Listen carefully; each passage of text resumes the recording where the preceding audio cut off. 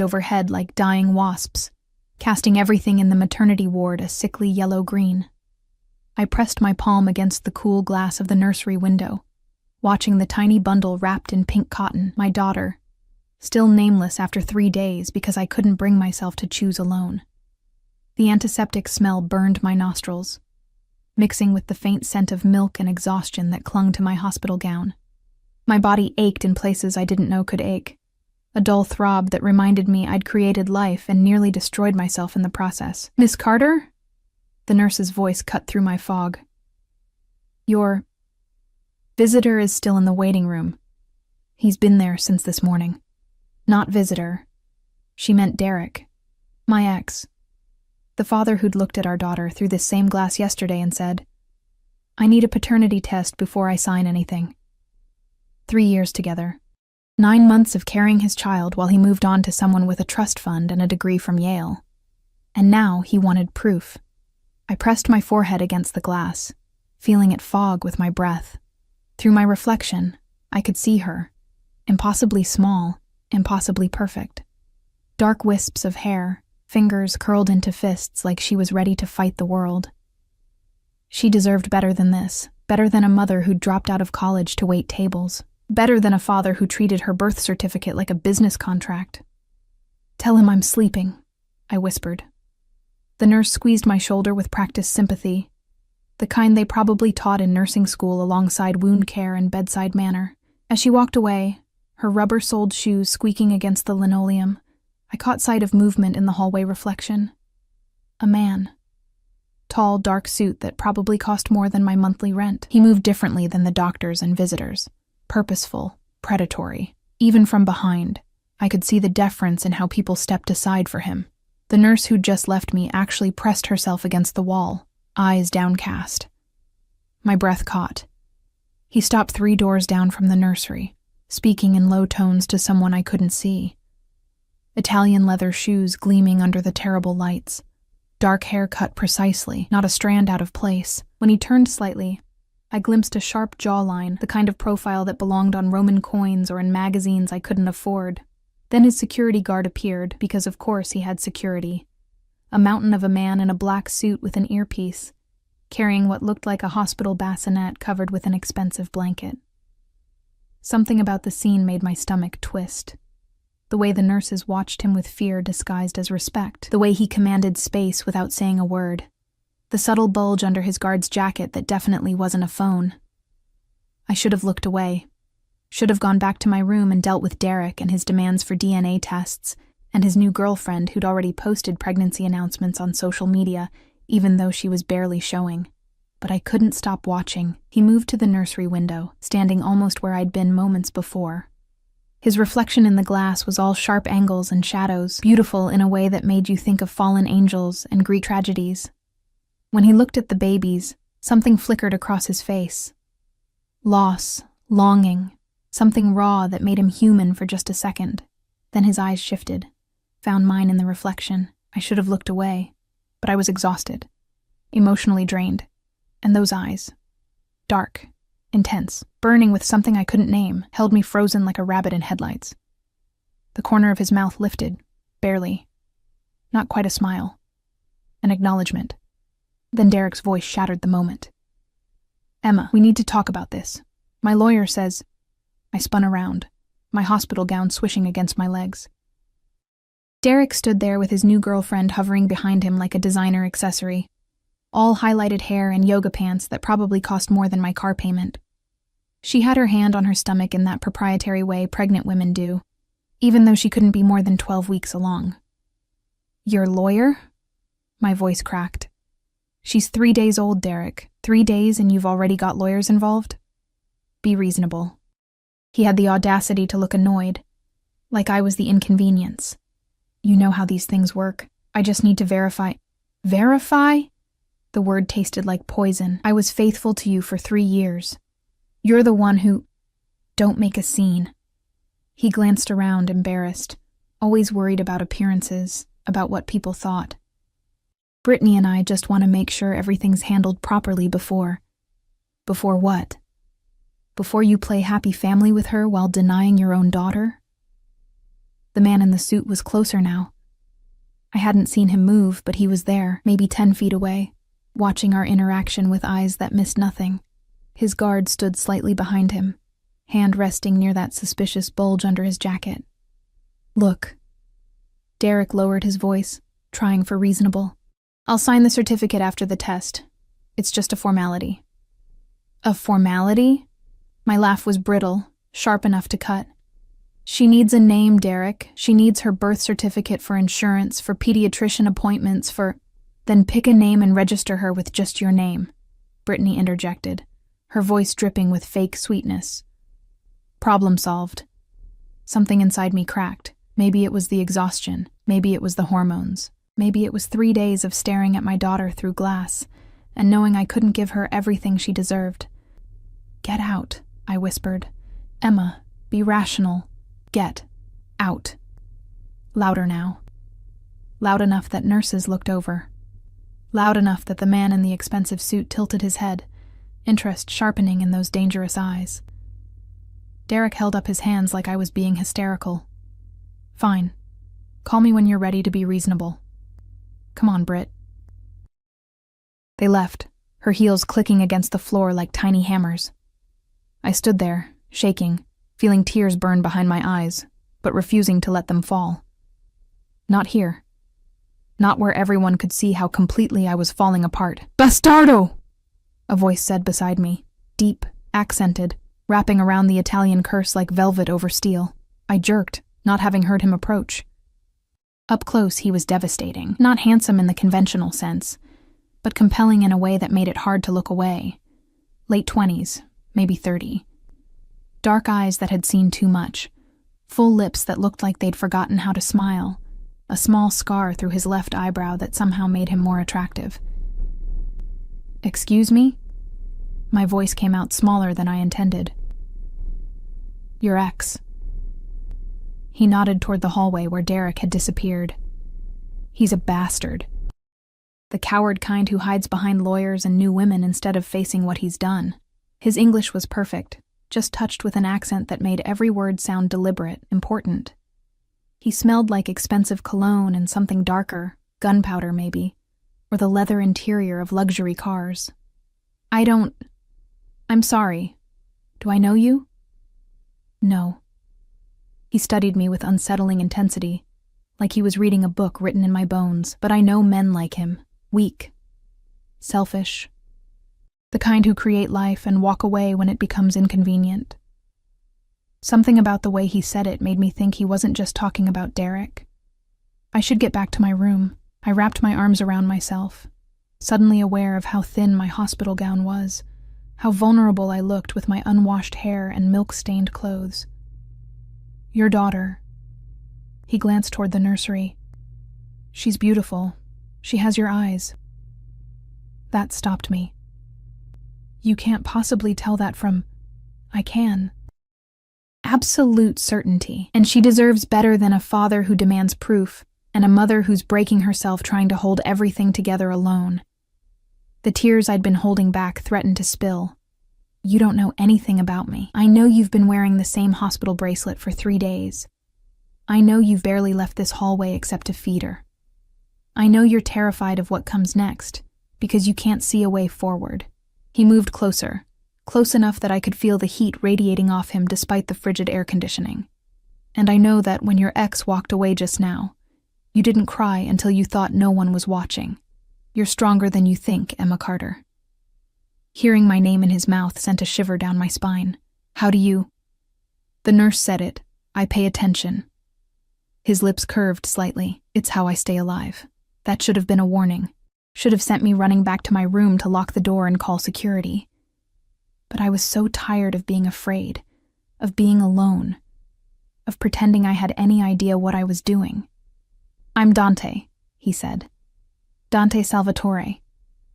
He didn't offer his hand. Men like him didn't shake hands with women like me. They owned, they took, they commanded. Even in introduction, there was possession in the way he said his name, like he was branding it into my memory. I started backing toward my room. "Wait." Not a request. An order wrapped in silk. Your daughter needs a birth certificate. Your ex won't sign.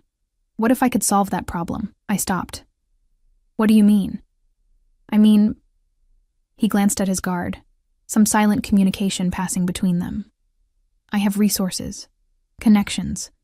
I could ensure your daughter gets everything she needs without requiring anything from him. I don't understand. Why would you? Because I can. Simple. Absolute. Terrifying. Because men like him shouldn't have power over women like you, and because... He paused, something dangerous flickering in his eyes. Because I want to. Every instinct screamed at me to run. This man was dangerous. Everything about him, from the expensive suit to the armed guard to the way he spoke about solving problems, screamed danger. But I looked at the nursery, at my daughter sleeping peacefully, unaware that her father had just walked away, and her mother had no idea how to protect her from the world. What would you want in return? I asked, hating how my voice shook. Dante smiled then, slow and predatory. We'll discuss terms, but first... He pulled out a phone, one of several I could see in his jacket, and made a call. Rapid Italian, too fast for me to follow. When he hung up, that terrifying certainty was back. My lawyer will be here within the hour. He'll handle the birth certificate, ensure everything is legal and binding without your ex's signature. That's not possible. The law requires... The law, he interrupted softly, is flexible when you know the right people. Trust me, Emma. By tomorrow, your daughter will have her name, her certificate, and her future secured. I can't pay you for... I'm not asking for money. He stepped closer, and I could see gold flecks in his dark eyes. Could smell that intoxicating mix of danger and expensive taste. I'm asking for time. Dinner when you're recovered. A conversation. That's all. That wasn't all. I knew it in my bones, in the way my body responded to his proximity with equal parts terror and something I didn't want to name. Just dinner? I whispered. Just dinner, he agreed. But the way he looked at me said he was already imagining so much more. Before I could respond, before I could think through the implications of accepting help from a man who clearly operated outside the law, his lawyer appeared. An older man in an expensive suit carrying a briefcase that probably cost more than my car. This is Emma Carter, Dante said without looking away from me. Her daughter needs documentation. Handle it. Of course, Mr. Salvatore. The lawyer turned to me with practiced efficiency. Miss Carter, if you'll just sign here and here, I'll have everything processed by morning. What name would you like for your daughter? I stood frozen, caught between terror and hope, between the safe poverty I knew and the dangerous luxury being offered. Sophia, I heard myself say. Sophia Grace Carter, beautiful, Dante murmured, and the way he said it made me think he wasn't just talking about the name. The next morning, I woke to find legal documents on the rolling table beside my hospital bed, crisp, official, stamped with seals I didn't recognize, but that looked impossibly legitimate. Sophia Grace Carter's birth certificate, complete with my signature and a father's line that simply read, "Declined to establish paternity." No DNA test required, no Derek's permission needed. Just like that, my daughter had a name and an identity. I should have felt relief. Instead, my hands trembled as I held the paper, reading it over and over while weak sunlight filtered through the blinds. The document was real. I'd called the county clerk's office twice to confirm, but the price tag remained invisible, hovering over me like a storm cloud. Ready for discharge, sweetie? The morning nurse bustled in with that forced cheerfulness they all wore. Doctor signed off. You and baby girl are free to go home. Home.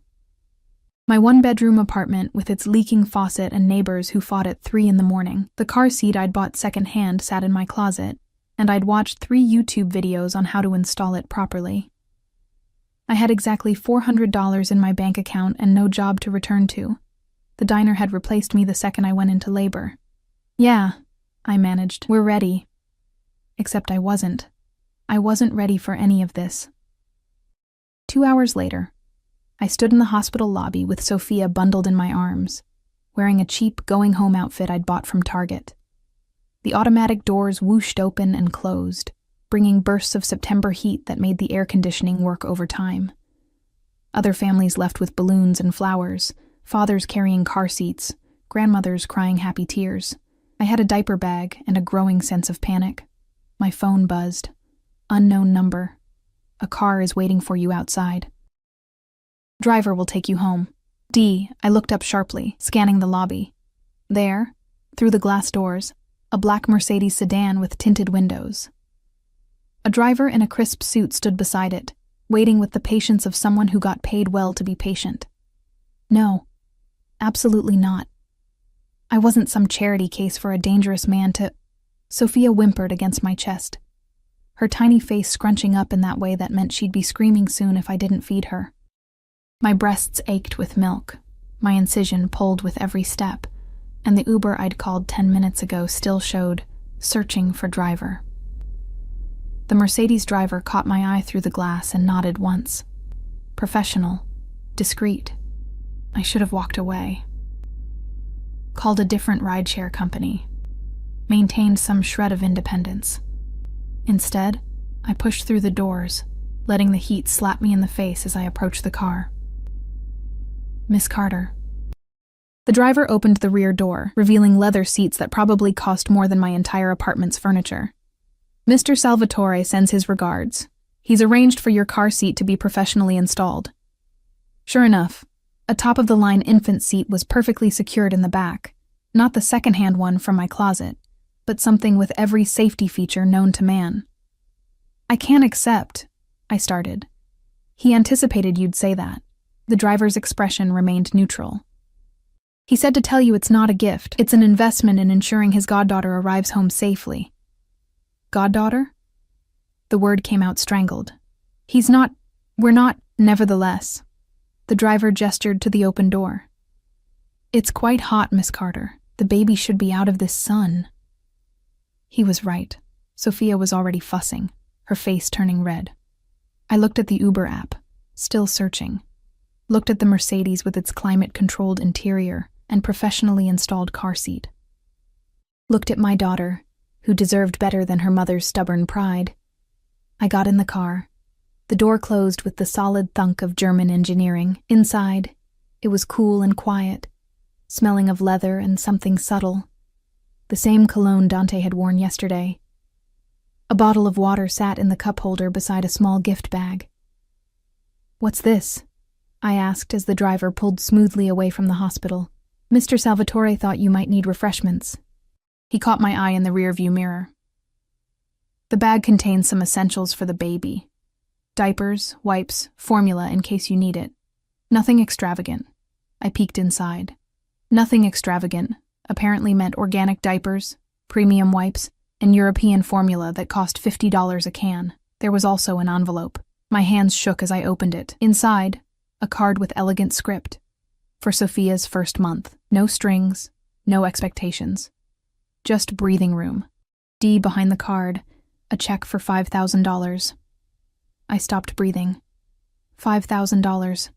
That was rent for months. Groceries, baby supplies, doctor visits. The breathing room between desperation and survival. I can't accept this, I whispered to the empty car. The driver said nothing, navigating traffic with expert precision. We were heading toward my neighborhood, the part of town where people like Dante Salvatore definitely didn't visit. Where chain-link fences protected nothing worth stealing, and sirens were the neighborhood lullaby. My phone buzzed again. You can accept it. You will accept it. Sophia deserves more than watching her mother drown. Consider it a loan if pride demands it. Pay me back when you're on your feet, or don't. Either way, cash it. D. How did you get my number? The response came immediately. I know everything about you, Emma. Your address, your employment history, your ex's new girlfriend's trust fund. The fact that you've eaten nothing but hospital cafeteria food for 3 days because you've been too afraid to leave the maternity ward. I know you're scared. I know you're alone. And I know you're too stubborn to ask for help even when you're drowning. My breath caught. That should have terrified me, should have sent me scrambling for the door locks, screaming for the driver to stop. Instead, something warm and dangerous unfurled in my chest. Someone saw me. Really saw me. Not the brave face I showed the nurses or the composed mask I wore around Derek. Someone looked past all that and saw the terrified girl underneath. This is insane. You don't even know me. I know enough. And I want to know more. Have dinner with me. Tomorrow night. I'll send a car at 7. I have a newborn. I can't just bring her. I have a house, not a restaurant reservation. My housekeeper raised 6 children. Sophia will be safe while we talk. Why are you doing this? The response took longer this time. When it came, it felt like truth wrapped in barbed wire. Because 10 years ago, someone should have helped my sister when she needed it. No one did. She died alone and afraid, and I've spent every day since then making sure I'm the kind of man who doesn't let that happen to someone else. The car pulled up to my apartment building. The driver got out, retrieving a stroller from the trunk, another expensive piece I definitely hadn't owned yesterday. "What time tomorrow evening, Miss Carter?" he asked, helping me transfer Sophia to the stroller without waking her. I should have said no. Should have thanked him politely, taken my daughter upstairs, and blocked Dante's number. 7, I heard myself say. I'll be ready at 7. The driver smiled, just slightly. Excellent. Mr. Salvatore will be pleased. He drove away, leaving me standing on the cracked sidewalk with my sleeping daughter and $5,000 I couldn't afford to refuse. The next 30 hours passed in a blur of feeding schedules, diaper changes, and the terrifying realization that I was completely responsible for keeping a tiny human alive. My apartment had never felt smaller. Every cry echoed off the thin walls. Every creak made me jump. Every moment of silence had me checking to make sure Sophia was still breathing. I cashed the check. Hated myself for it, but cashed it anyway. Paid rent, bought groceries. Stocked up on diapers and wipes and all the things that drained bank accounts faster than anything else. And at 6:30 the next evening, I stood in front of my closet, realizing I owned nothing appropriate for dinner. With a man who probably had politicians and police chiefs on his payroll, I settled on a simple black dress I'd worn to a cousin's funeral 2 years ago. It was too loose now. Pregnancy and stress had stolen 15 pounds I couldn't afford to lose. But it was clean and modest and the best I had. I fed Sophia, changed her into the nicest onesie from the hospital gift bag, and tried to ignore the voice in my head screaming that I was making a terrible mistake. The Mercedes arrived at exactly 7. Different driver this time. Younger, with calculating eyes that swept the street before opening my door. "Miss Carter, I'm Marco. I'll be escorting you this evening." The drive took 40 minutes, heading away from the city into neighborhoods where houses became estates and gates became necessary. We turned onto a private road, passing through security that made airport screening look casual. The driver spoke into his radio in Italian, and massive iron gates swung open. The house beyond was not a house. It was a compound. Modern architecture blending with old-world security, cameras everywhere, guards stationed at intervals, spotlights that could probably be seen from space. "Holy shit," I whispered. Marco's lips twitched. Mr. Salvatore values his privacy. We pulled up to the main entrance, where Dante stood waiting, backlit by warm interior light. He'd traded the suit for dark slacks and a black button-down with the sleeves rolled to his elbows, revealing forearms roped with muscle and a tattoo I couldn't quite make out. Casual wealth, dangerous elegance. He opened my door himself before Marco could move. "Emma." My name sounded different in his mouth. Significant. "Welcome." I tried to get out gracefully while holding Sophia's car seat, failed miserably. His hand caught my elbow, steadying me, and the touch sent electricity straight to my bones. "Easy," he murmured. "Let me." He took the car seat like he'd done it 1,000 times, cradling it with surprising gentleness. "She's grown already. Is that possible? It's been 2 days. 2 days and 17 hours. He glanced at me, something dark and possessive flickering in his eyes. "But who's counting?" He led me inside, through a foyer that belonged in magazines. Marble floors, artwork that was probably worth more than most people's houses, a chandelier that cast prismatic light across everything, but it wasn't cold. There were fresh flowers, warm wood accents, the smell of something delicious cooking. "Maria," he called. A woman in her 60s appeared, her face lighting up when she saw Sophia. Oh, Dio mio, look at this precious angel, Maria.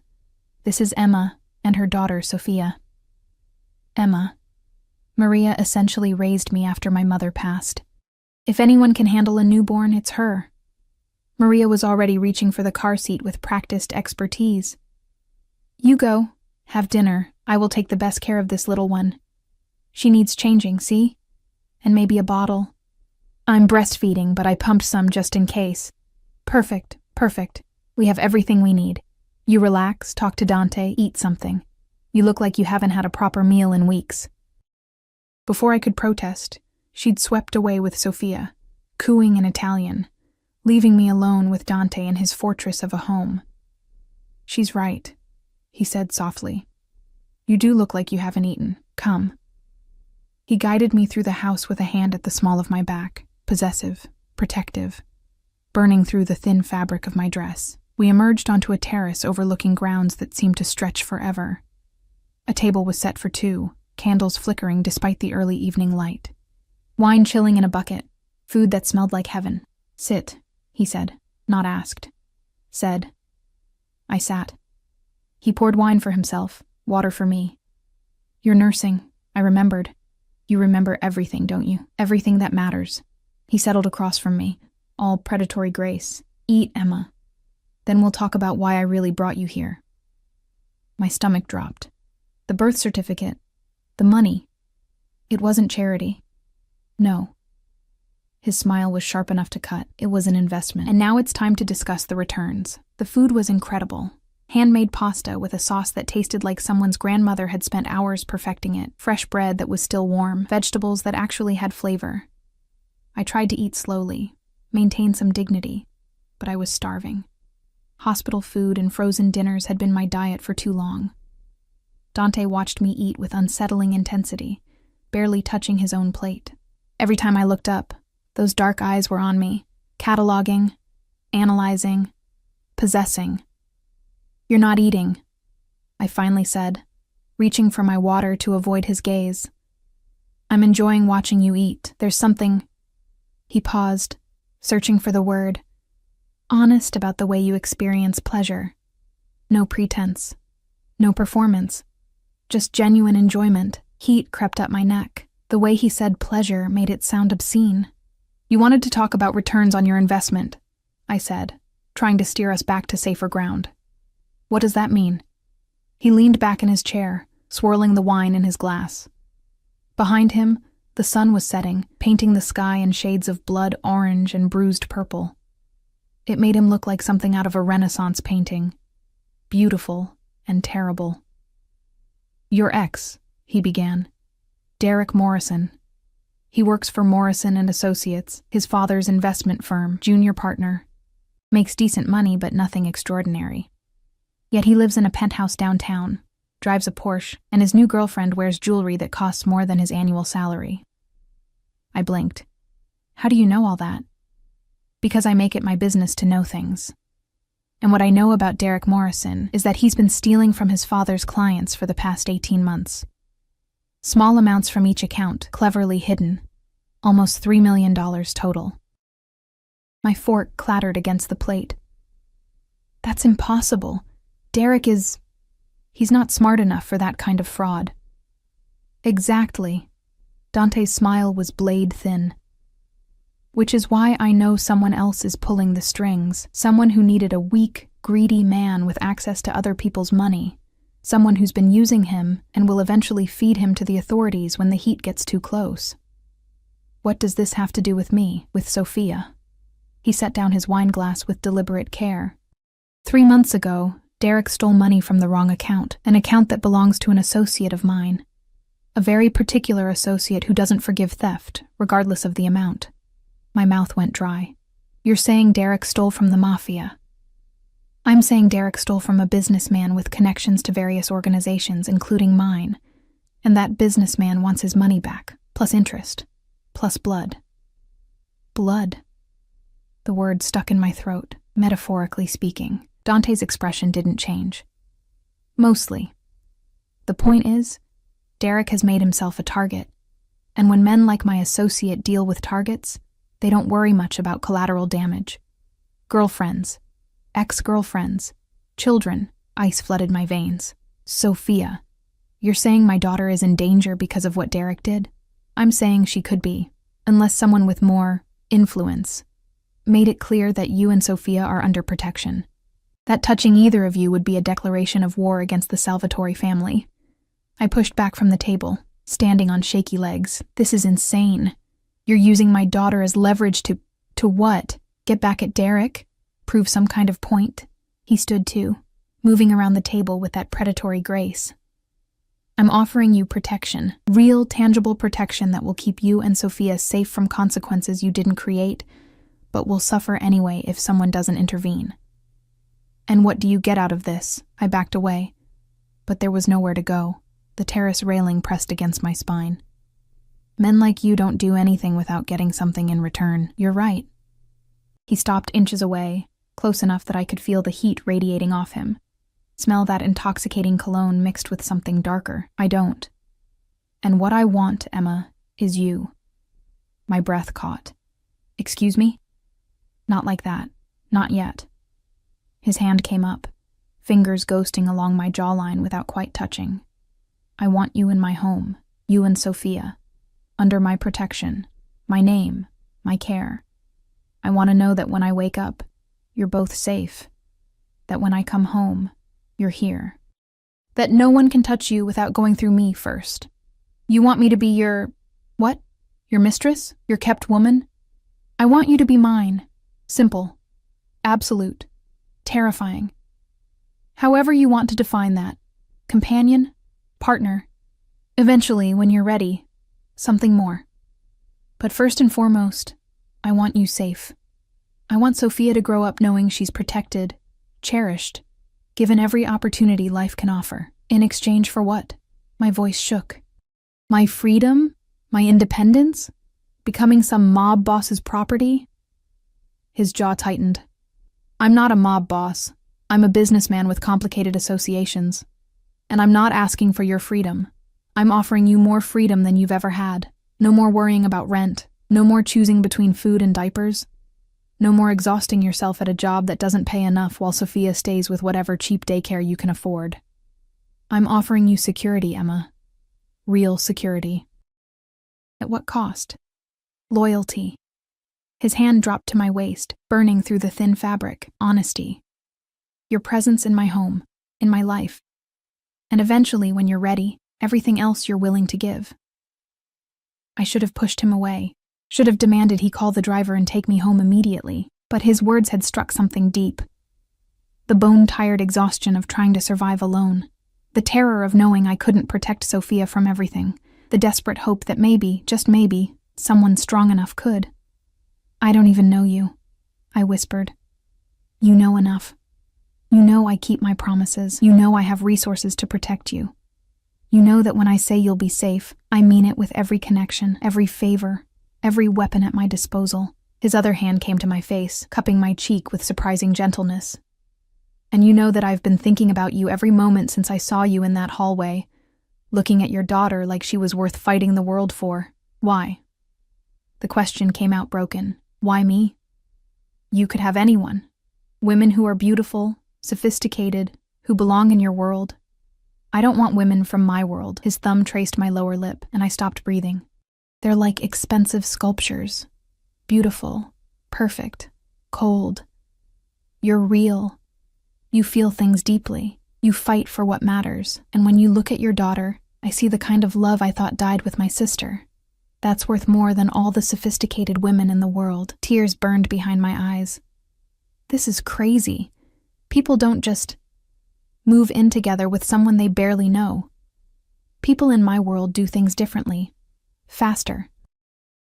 Because we understand how quickly everything can be taken away.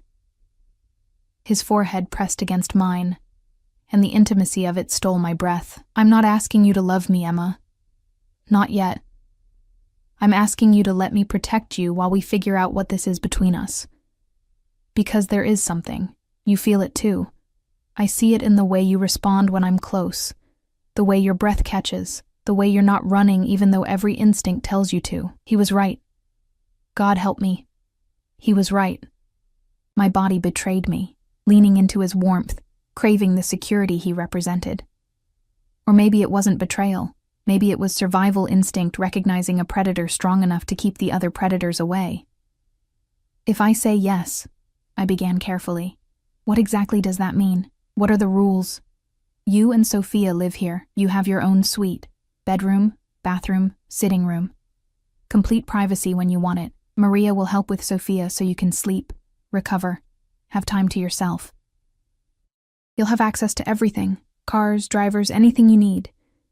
In return, you have dinner with me when I'm home. You let me get to know you. You give this a chance. And if I want to leave, something dark flickered in his eyes. Then you leave. I won't hold you prisoner, Emma. But you'd be walking away from protection, from security, from the chance to give Sophia everything you never had. That's manipulation. That's reality. His hands fell away, and the loss of contact made me want to pull him back. Derek stole from dangerous men. That debt exists whether you're here or not. The only question is whether you face the consequences alone, or with the full weight of the Salvatore name protecting you. I turned away, gripping the railing, staring out at grounds that seemed to stretch into forever. How do I know you're telling the truth? About Derek, about the danger. You don't. But ask yourself, why would I lie? Why would I go through all this trouble for a woman I just met unless the threat was real and my interest was genuine? Because men like you collect things. Beautiful things. Broken things. Things you can fix and own. You're not broken. His voice came from right behind me, his chest nearly touching my back. You're bent. There's a difference. Broken things shatter when you apply pressure. Bent things flex, adapt, become stronger. You're not something to fix, Emma. You're something to protect, while you find your own strength. A sound from inside made us both turn. Maria appeared in the doorway, Sophia cradled in her arms, fast asleep. She took the bottle beautifully, Maria said softly, changed, happy, sleeping like an angel. I put her in the bassinet in the blue suite. I thought perhaps Miss Emma might want to see the rooms. Dante looked at me, question in his eyes. This was it, the moment of decision. Go home to my cramped apartment, and whatever danger lurked in Derek's mistakes, or step into this strange, terrifying new world with a man who promised protection, but might demand my soul in return. I looked at Sophia, peaceful and safe in Maria's capable arms. Looked at the house behind them, warm and secure. Looked at Dante, dangerous and compelling and offering me something I'd never had. Someone strong enough to stand between my daughter and the world's cruelty. Show me the rooms, I heard myself say. Dante's expression didn't change, but something blazed to life in his eyes. Triumph, possession, satisfaction. This way. The blue suite was on the second floor, overlooking the gardens. Not a bedroom, a series of rooms. A master bedroom with a bed that could sleep 4, done in soft blues and creams. A sitting area with comfortable furniture and a fireplace. A bathroom that was bigger than my entire apartment, with a soaking tub and a shower that had more jets than I could count. And connected to it all, a nursery that looked like something from a magazine. Perfect in every detail, from the hand-painted murals to the rocking chair, positioned to catch the morning light. The nursery was finished this afternoon, Dante said from the doorway. I had decorators working since yesterday. If you don't like something, it can be changed. I couldn't speak. Couldn't process the reality of a man who'd had an entire nursery designed and built in less than 48 hours. Maria laid Sophia in the bassinet. An expensive designer thing that probably cost more than my car. The baby didn't even stir, lost in the deep sleep of a well-fed newborn. I'll leave you to discuss, Maria said, squeezing my shoulder as she passed. If you need anything at all, you press this button. She indicated an intercom panel by the door. I'm right down the hall. Then she was gone, and it was just me, Dante, and my sleeping daughter in this beautiful, terrifying suite. There's clothes in the closet, Dante said quietly. Your size. Casual things, nothing extravagant. And baby supplies. Everything you might need for the next few months. If I got anything wrong, if you need something specific, just tell me. I walked to the closet, opened it.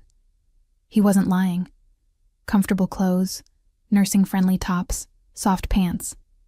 Nothing flashy, nothing that screamed bought woman, just thoughtful. Exactly what someone in my situation would need. "When did you do all this?"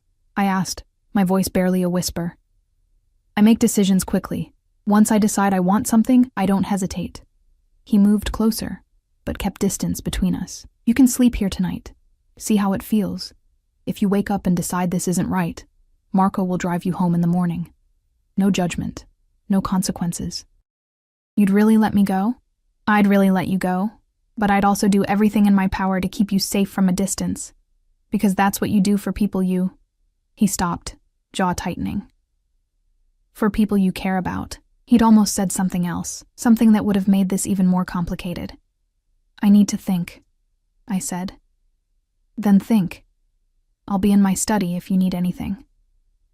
He moved toward the door, then paused. "Emma, thank you for giving this a chance, for trusting me enough to see the rooms. That takes courage. Or stupidity. Sometimes they're the same thing." A ghost of a smile. "Sleep well. Both of you." Then he was gone, and I was alone in a suite that cost more than most houses, with a daughter who deserved everything, and a decision that would change both our lives forever. I walked to the window, looking out at the grounds, the security, the walls that kept the world at bay. Derek was out there somewhere, stealing from dangerous men. Threats lurked in shadows I couldn't see. But here, in this fortress, with a dangerous man's protection wrapped around us like armor, Sophia was safe. And maybe, just maybe, so was I. I didn't sleep. How could I? Every time I closed my eyes, I saw Dante's face, the intensity in his gaze, the possessiveness in his touch, the promise of protection that felt more like a velvet cage closing around me. Sophia woke twice to feed, and each time I sat in that expensive rocking chair, staring at the nursery he'd built in less than 2 days, wondering what kind of man had that much power and what he'd eventually expect in return. By dawn, I'd made my decision. Or rather, my exhaustion and fear had made it for me. I found Dante in his study at 6 in the morning, looking like he hadn't slept either. He stood by the window with a phone pressed to his ear, speaking rapid Italian that sounded like threats wrapped in silk. When he saw me in the doorway, he ended the call immediately. "Emma." He crossed to me in 3 strides. "Is everything all right? Is Sophia—" "She's fine, sleeping." I wrapped my arms around myself, suddenly aware I was wearing one of the soft cotton pajama sets from the closet. "I need to go back to my apartment, get our things.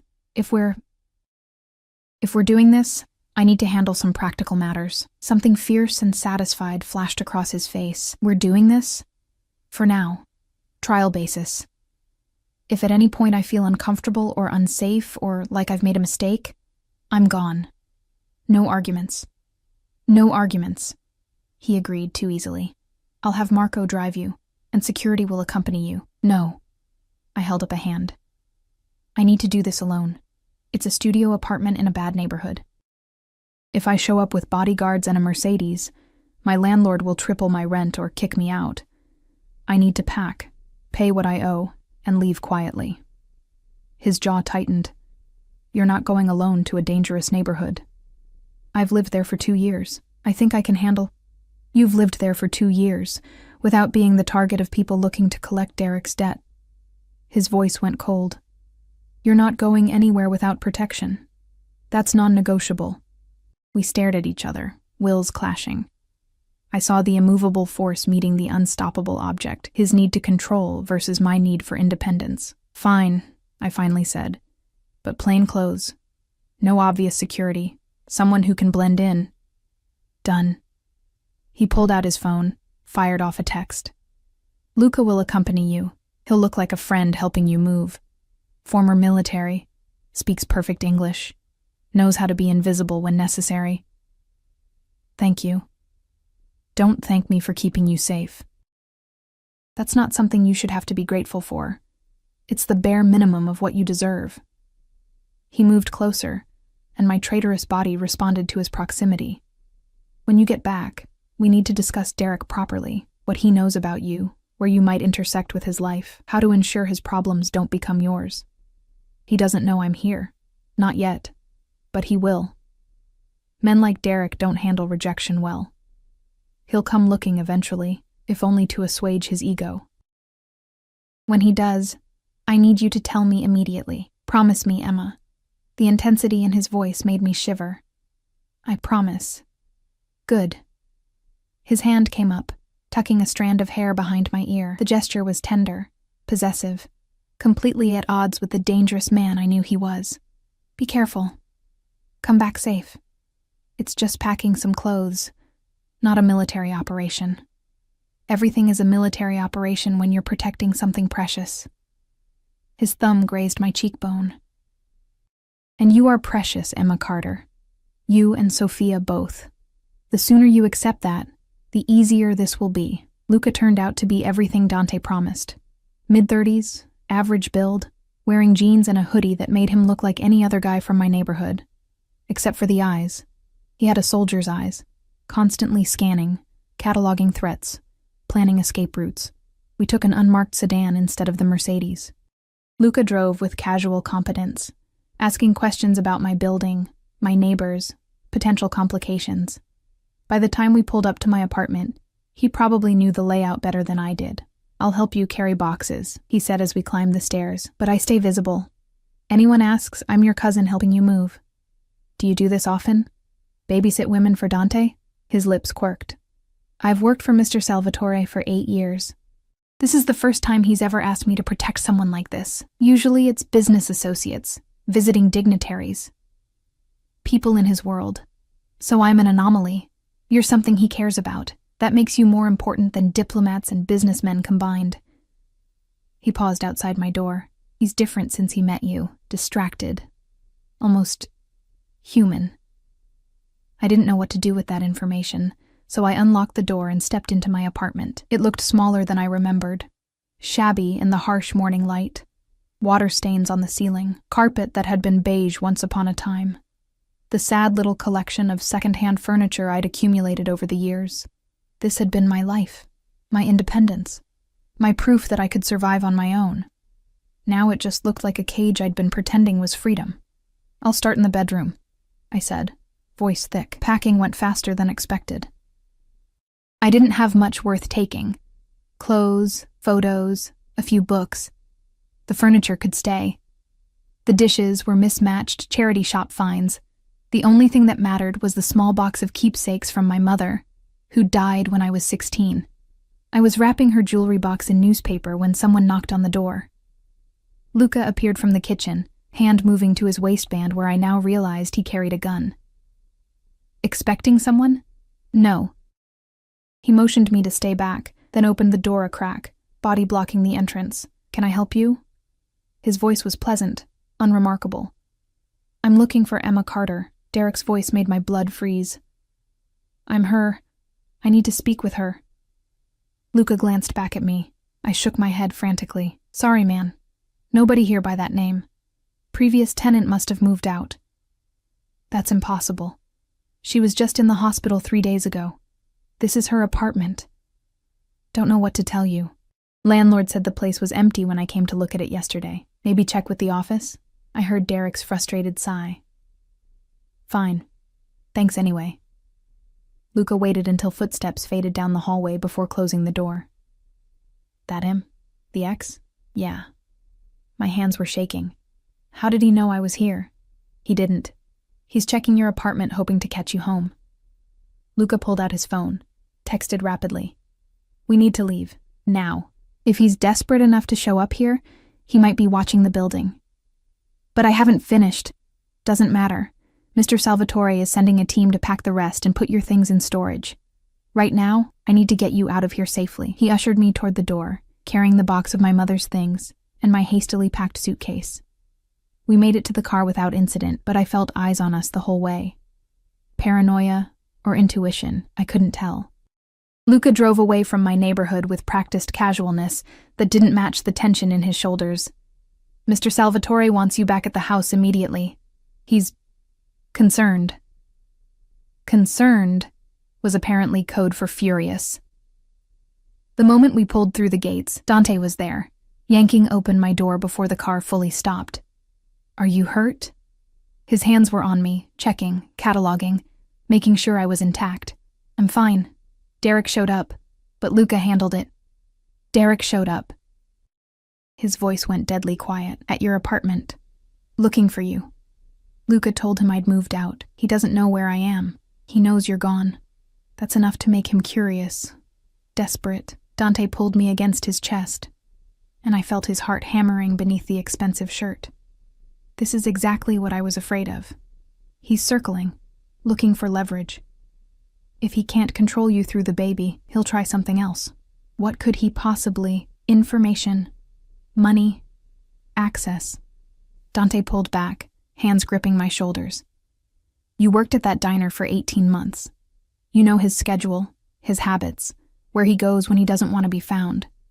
To the people he stole from, that information is valuable, which makes you valuable, which makes you a target. The reality of my situation crashed over me like ice water. I wasn't just running from Derek's rejection. I was running from consequences that could get me killed. What do? I whispered. You stay here. You stay close, and you let me handle this. He tucked me against his side, guiding me toward the house. Come on.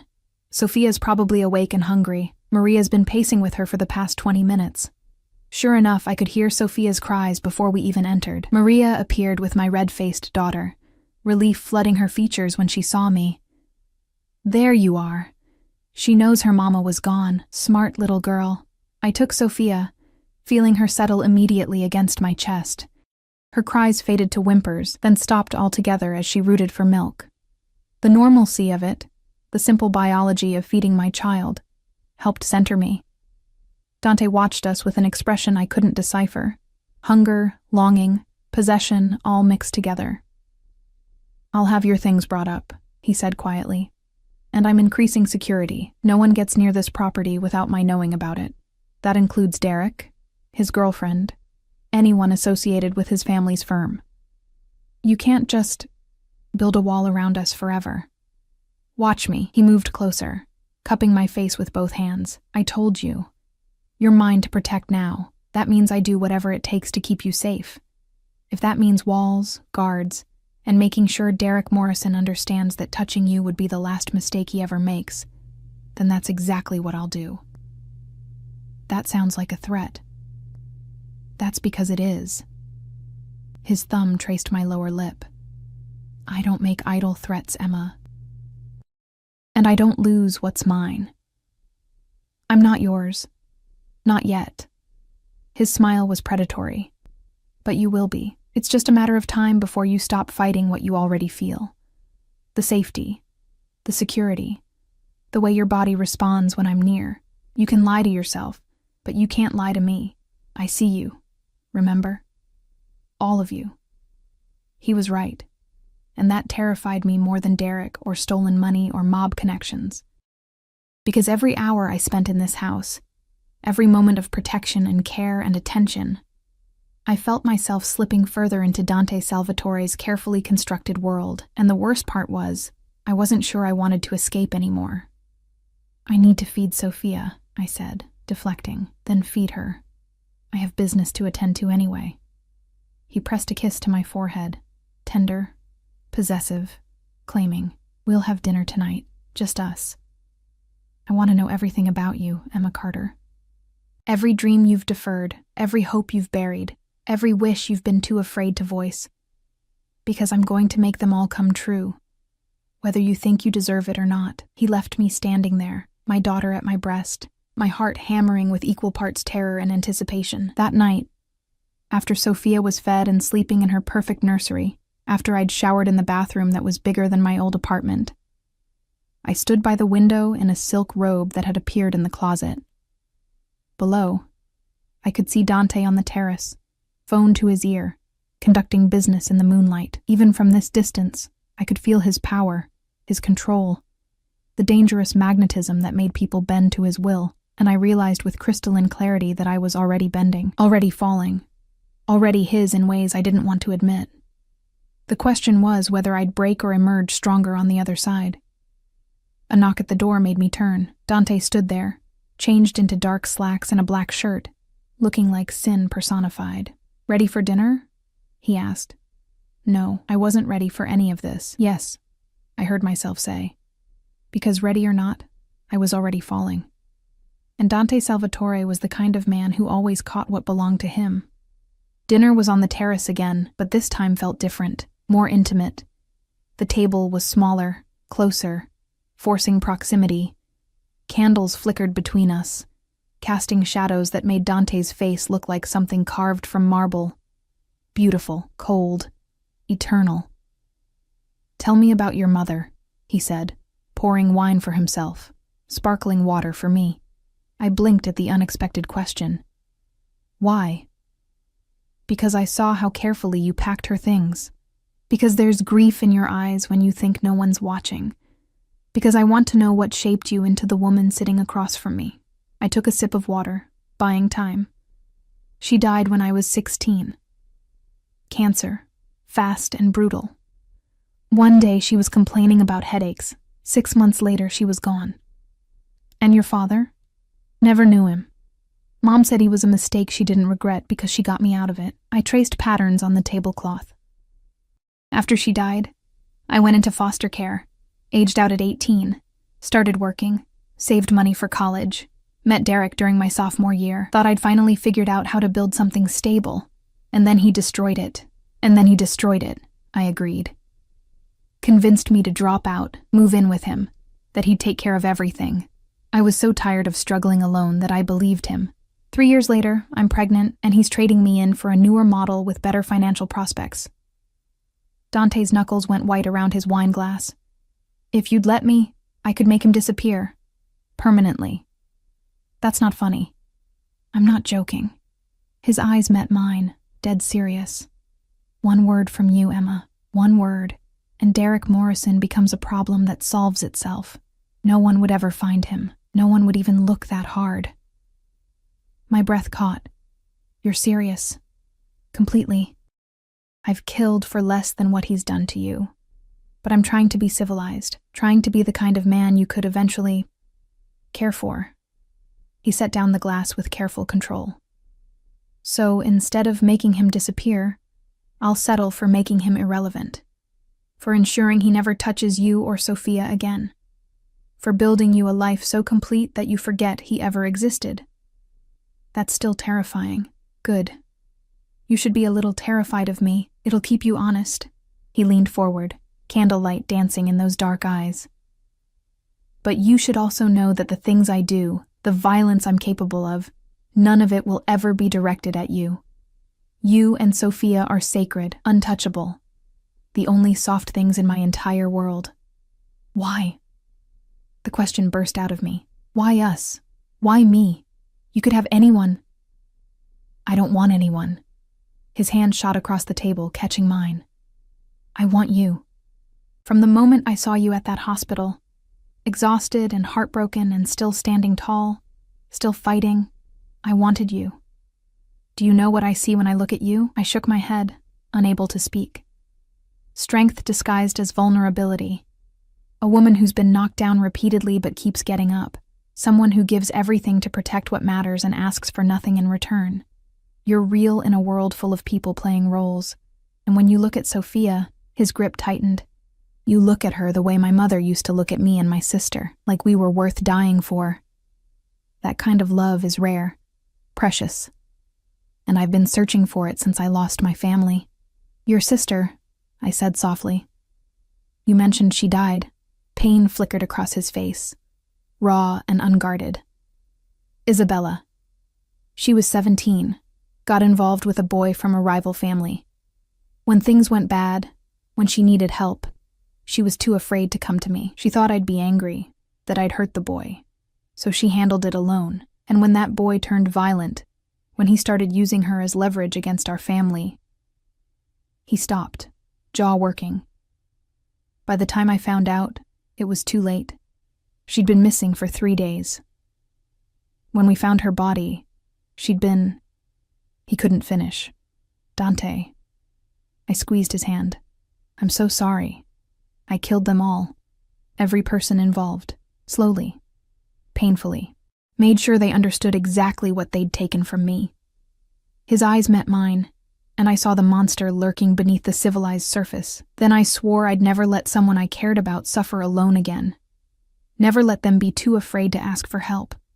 Never fail to protect them when they needed me. Understanding crashed over me. That's what I am to you. A second chance. No. He stood, moving around the table to pull me to my feet. You're not a replacement. You're something new.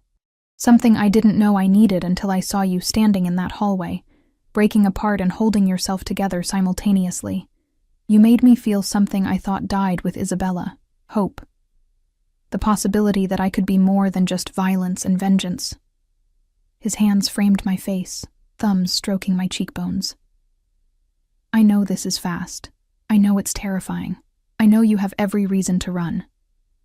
But I'm asking you to stay, to let me prove that I can be what you and Sophia need, to give me the chance to build something real with you. And if it doesn't work? My voice was barely a whisper. If I can't be what you need, then you can't. And I'll still protect you, still ensure Sophia has everything she needs, still make sure Derek's mistakes don't become your burden, because that's what you do for people you... He stopped again, that same hesitation from before. People you what? People you're falling in love with. The words were quiet, devastating, true. I'm falling in love with you, Emma Carter, with your strength and your vulnerability and the way you love your daughter, with your stubbornness and your pride and your refusal to accept help even when you're drowning. I'm falling, and I'm not going to stop. The only question is whether you'll fall with me or run away. I should have run. Should have grabbed Sophia and demanded Marco drive us anywhere else. Should have recognized this for what it was. Obsession. Possession. A dangerous man claiming things that didn't belong to him. Instead, I rose on my toes and kissed him. It was desperate. Reckless. Inevitable. His arms banded around me immediately, crushing me against his chest as he took control of the kiss. Nothing gentle about it. This was claiming, conquering. A predator finally catching prey it had been stalking. His tongue invaded my mouth. His teeth caught my lower lip. His hands gripped my hips hard enough to bruise. And I kissed him back with equal ferocity, channeling 3 days of terror and loneliness and desperate hope into the connection between us. When we finally broke apart, both breathing hard, he pressed his forehead to mine. Stay. Please, Emma. Stay and let me love you the way you deserve. I'm terrified, I admitted. Good. So am I. His laugh was ragged. You think I planned this? You think I wanted to fall for a woman with a newborn, an ex causing problems, and every reason to reject what I'm offering? But here we are. And I'm not letting you go. Not now. Not ever. That's possessive. I'm a possessive man. You'll get used to it. He kissed me again, softer this time. Say yes. Say you'll stay. Say you'll give us a chance. I looked past him at the house, warm, safe, filled with everything Sophia and I needed. Looked at Dante. Dangerous, obsessed, offering a kind of protection I'd never had. Looked at the future stretching ahead, uncertain, but no longer alone. Yes, I whispered. We'll stay. 6 weeks later, I stood in the nursery, watching Sophia sleep in the early morning light. She'd grown so much already, filled out, alert, developing a personality that was pure determination. My daughter. My miracle. Safe and loved and wanted. Behind me, Dante's arm slid around my waist, pulling me back against his chest. She's perfect. She is. I leaned into his warmth, no longer afraid of the connection between us. The past 6 weeks had been transformative. Dante had been patient, letting me set the pace. We'd had dinner together every night he was home, talking for hours about everything and nothing. He'd gotten up with Sophia when she cried, learning to change diapers with the same intense focus he brought to business deals. He'd held me when exhaustion and hormones made me cry, never once making me feel weak for struggling. And slowly, inevitably, I'd fallen in love with him, not despite the danger, because of it. Because he channeled all that violence and power into protecting us. Because he looked at Sophia like she was his own. Because he looked at me like I was worth fighting the world for. Derek's lawyer called yesterday. I said quietly. I felt Dante tense. What did he want? To inform me that Derek's been arrested. Federal charges for embezzlement and fraud. Apparently your associate wasn't the only person he stole from. Apparently not. Dante's voice was carefully neutral. Did you have something to do with that? I may have ensured certain evidence reached the right people at the right time. His arms tightened around me. He was a threat to you. I eliminated the threat. No apologies. I should have been upset. Should have lectured him about vigilante justice and letting the system work. Instead, I turned in his arms, looping my hands behind his neck. Thank you. For putting your ex in prison, for protecting us, for caring enough to make the hard choices, for being the kind of man who doesn't walk away when things get complicated. I'll never walk away. He captured my lips in a kiss that still made my knees weak. You're mine, Emma. You and Sophia both. And I protect what's mine. Possessive, I murmured against his mouth. Always. Another kiss. Deeper. Get used to it. I think I already have.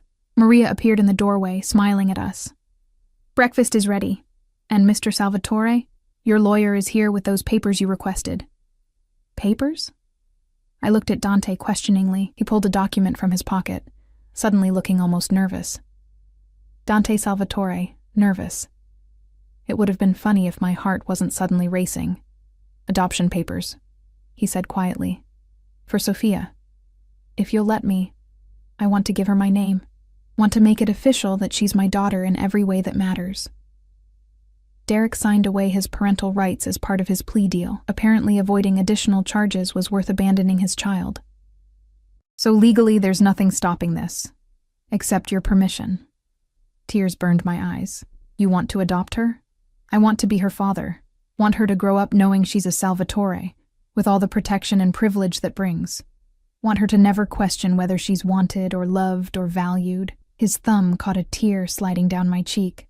But only if you want that too. This is your decision, Emma. Always your decision. I looked at Sophia, sleeping peacefully. Looked at this man who'd crashed into our lives like a beautiful disaster and somehow became our salvation. Thought about the future. Not perfect, never perfect, but safe and loved and together. Yes, I said. Yes, I want that. The smile that broke across his face was radiant, transforming him from dangerous to devastating. Then she's ours. Officially, legally, permanently ours. He kissed me again, and I tasted promise in it. Promise of protection, provision, a love fierce enough to burn away every hurt that came before. Marry me, he said against my lips. What? Marry me. He pulled back, eyes intense. I know it's fast. I know we're still figuring this out, but I'm sure about you, about us, about building a life together. So marry me. Let me make you a Salvatore. Let me give you and Sophia everything you deserve. That's insane. It's perfect. He was already pulling another document from his pocket. A marriage license, half filled out. I had it prepared just in case. All it needs is your signature. Say yes, Emma. Make us a family. Not just in practice, but in name. I should have asked for time. Should have insisted we wait. Make sure this wasn't just obsession masquerading as love. But I looked at him. This dangerous, devoted man who'd given us everything, and knew waiting wouldn't change anything. I was already his. Had been since that first night on the terrace when he'd promised to protect us. Yes, I said, let's make it official. His kiss was triumphant, possessive, claiming me completely. When he pulled back, his eyes blazed with satisfaction. Mine, he breathed. Finally, completely mine, yours. I agreed, as long as you're ours. Always. He scooped me up, making me laugh. Now let's go sign those papers before you change your mind. I'm not risking you coming to your senses. Too late for that. I lost my senses the moment I agreed to dinner with a gorgeous stranger. Best decision you ever made, as he carried me down the stairs. Maria following with a peacefully sleeping Sophia. I realized he was right. Walking into Dante Salvatore's world had been terrifying, reckless, completely insane. It had also been the making of me. Because sometimes salvation comes wrapped in danger. Sometimes protection looks like possession. And sometimes the scariest thing you can do is trust someone strong enough to catch you when you fall. I'd fallen. He'd caught me. And now we were building something beautiful from the ashes of everything that came before. Not a fairy tale. Not perfect. But real, fierce, ours. And that was worth every risk. 3 months later, I stood in the gardens wearing a simple white dress, Sophia sleeping in Maria's arms as Dante and I exchanged vows in front of a handful of witnesses. Nothing elaborate, just promises made under the sunset, binding us together in ways that went far deeper than any legal document. When he kissed me as his wife, I tasted promise and possession and perfect, terrifying love. "Mrs. Salvatore," he murmured against my lips. "Mr. Salvatore," I returned, smiling. We walked back to the house together, his arm around my waist, Sophia cradled between us. Our family. Unconventional, complicated, forged in danger and desperation, but ours. Completely, perfectly, terrifyingly ours, and I wouldn't change a single thing.